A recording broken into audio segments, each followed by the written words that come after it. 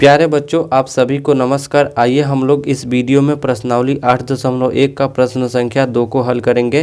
प्यारे बच्चों, अगर आप वीडियो पर नए हैं तो हमारे चैनल को सब्सक्राइब कर दीजिएगा और अगर वीडियो अच्छा लगे तो इसे लाइक कर दीजिएगा। यहाँ से देखिएगा प्रश्न संख्या 2 क्या दे रखा है। आकृति 8.13 में tan p minus cot r का मान ज्ञात कीजिए।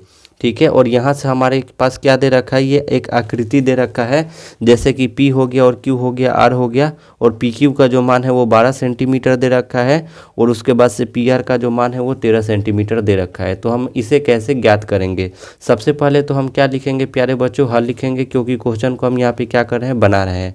हल लिखने के बाद जो भी दिया रहता है क्वेश्चन में उसको हम लिखेंगे। तो यहाँ पे क्या लिखेंगे कि दिया है, क्या लिखेंगे प्यारे बच्चों, दिया है। जो भी क्वेश्चन में दे रखा है हम यहाँ पे हम लिखेंगे। क्वेश्चन में क्या दे रखा है प्यारे बच्चों, तो PQ का जो मान है वो कितना दे रखा है, तो PQ का जो मान है वो 12 सेंटीमीटर ये क्वेश्चन में दिया है। ठीक है, उसके बाद PR का जो मान है ये भी दे रखा है। तो यहाँ पे लिखेंगे PR बराबर कितना दे रखा है, तो 13 सेंटीमीटर। तो हम यहाँ पे लिख देंगे 13 सेंटीमीटर। अच्छा प्यारे बच्चों, यहाँ से जब तक हमारे पास QR नहीं आएगा तब तक हम यहाँ से किसी का भी वैल्यू नहीं निकाल पाएंगे। तो हम किसका वैल्यू सबसे पहले निकालेंगे, QR का। उसके पहले हमें आइडेंटिफाई हो जाना चाहिए कि इसमें लंब कौन है, कर्ण कौन है और आधार कौन है। तो प्यारे बच्चों, जो 90 डिग्री के ठीक सामने होता है वो क्या कहलाता है, कर्ण। तो 90 डिग्री ये रहा, 90 डिग्री के सामने क्या है, 13 सेंटीमीटर। तो यानी ये किसका वैल्यू हो गया, तो कर्ण का वैल्यू हो गया। और कर्ण का मान जो है हमेशा मतलब नहीं बदलता है, इसका जो वैल्यू होता है वो फिक्स होता है। यानी हमारे सामने PR जो है वो क्या है, कर्ण है, तो ये कर्ण ही रहेगा। उसके बाद कौन सा बच गया, हमारे पास बच गया PQ। ये क्या हो गया, हमारे पास लंब हो गया, और जिस पे ये त्रिभुज बना है यानी जिस पे ये खड़ा है वो क्या हो गया, हमारे पास आधार हो गया। यानी कहने का मतलब QR जो होगा वो आधार हो जाएगा। हमें यहाँ पे क्या निकालना है प्यारे बच्चों, तो QR का मान निकालना है, यानी आधार का मान निकालना है। तो आधार बराबर एक फार्मूला मैं आपको लिखवाया था। आधार बराबर होता क्या है, तो आधार बराबर होता है कर्ण का स्क्वायर माइनस का लंब का स्क्वायर। ठीक है, तो यहाँ से हम क्या लिखेंगे, आधार बराबर, यहाँ पे हम लिखेंगे आधार बराबर। आधार बराबर क्या होता है फार्मूला, तो यहाँ पे हम इसको लिख देते हैं। तो कर्ण का स्क्वायर और माइनस का लंब का स्क्वायर, कर्ण का स्क्वायर और माइनस लंब का स्क्वायर होता है। ठीक है, यहाँ से देखिएगा आधार जो है वो क्या है, तो QR है। तो आधार के जगह पे हम कितना लिख सकते हैं, QR लिख सकते हैं। और यहाँ से आधार के जगह पे तो QR लिख दिए। उसके बाद कर्ण है, कर्ण कितना है, तो कर्ण जो है वो PR है। तो हम यहाँ पे कितना लिख सकते हैं, PR का स्क्वायर। माइनस है तो माइनस लंब किसको माने हैं, तो लंब जो है वो कितना है, तो PQ है। तो यहाँ पे PQ का स्क्वायर कर दिए। जब हम आगे प्यारे बच्चों हल करेंगे तो हम क्या पाएंगे, PR है तो PR का वैल्यू यहाँ से रख देंगे।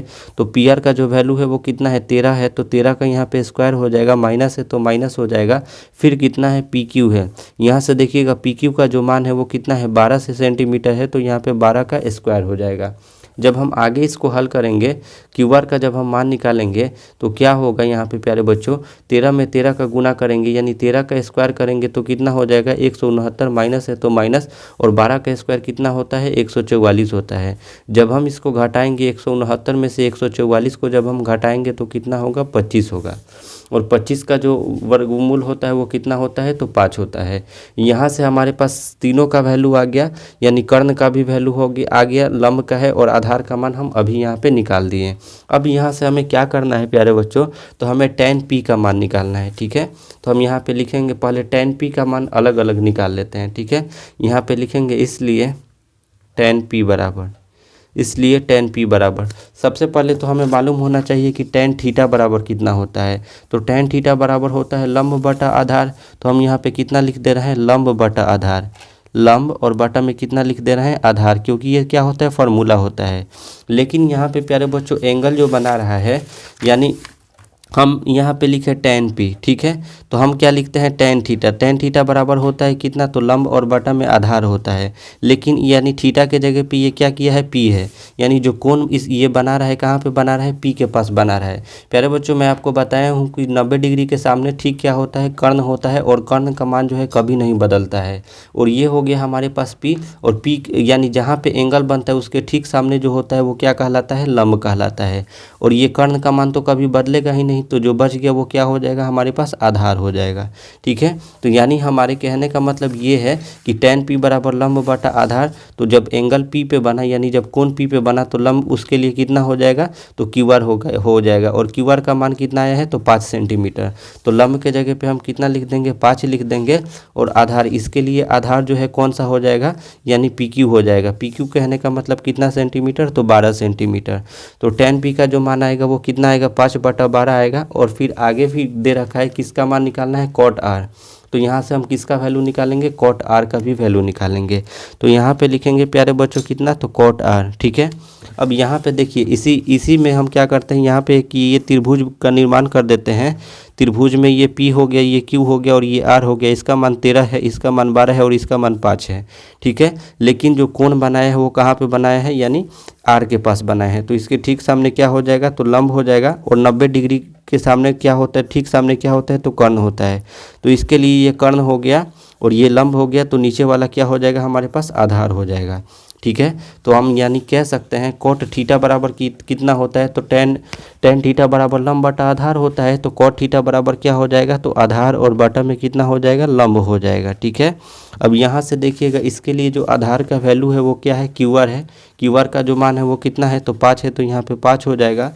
और लंब है, लंब का मान क्या है, तो PQ है। और PQ का मान जो है वो कितना है, 12 है। तो हम यहाँ पे 12 कर दिए। ठीक है, अब यहाँ पे जो प्रश्न दे रखा है इसको यहाँ पे सॉल्व करेंगे। लिखेंगे इसलिए tan p minus cot r। तो tan p के जगह पे वैल्यू रखेंगे tan p का। तो tan p का वैल्यू कितना है, तो 5/12 है। माइनस है तो माइनस, फिर है cot r का जो वैल्यू है वो कितना निकाले हैं, तो 5/12 निकाले हैं। प्यारे बच्चों, ये माइनस का 5/12, ये प्लस का 5/12 आपस में कट गया। और कटने के बाद जो रिजल्ट आया वो कितना आ गया, हमारे पास 0 आ गया। तो यानी प्रश्न संख्या 2 का जो आंसर आएगा वो कितना आएगा, 0 आएगा। और अगर आपको वीडियो अच्छा लगा है तो हमारे चैनल को सब्सक्राइब कर दीजिएगा और इस वीडियो को लाइक कर दीजिएगा। और कमेंट बॉक्स में ज़रूर बताइएगा कि ये वीडियो कैसा लगा।